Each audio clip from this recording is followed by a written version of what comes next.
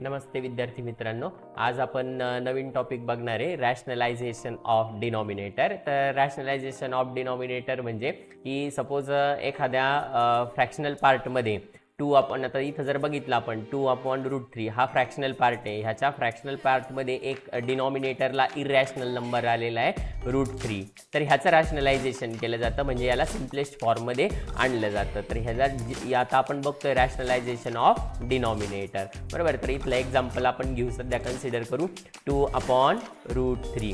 2/√3 हा आपला क्वेश्चन आहे. तर याच्यातला डिनॉमिनेटर आपल्याला रॅशनलाइज करायचा आहे. म्हणजे त्या जो डिनॉमिनेटर आहे तो डिनॉमिनेटर एकदा मल्टिप्लाय आणि डिवाइड करायचा आहे, बरोबर. मग काय करू आपण, याला एकदा मल्टिप्लाय करू आणि एकदा डिवाइड करू. √3/√3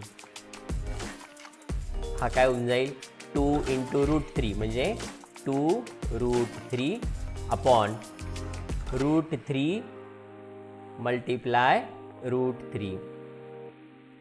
नेक्स्ट स्टेपमध्ये येईल 2√3/√3 × √3. आता इकडे कॅन्सल करायचं नाही, कॅन्सल जर केलं तर पुन्हा आहे तोच क्वेश्चन येईल 2/√3, म्हणून त्याला मल्टिप्लाय करायचं आहे √9. नेक्स्ट स्टेपमध्ये येईल 2√3/√9 म्हणजे 3. आन्सर आलं 2/3√3.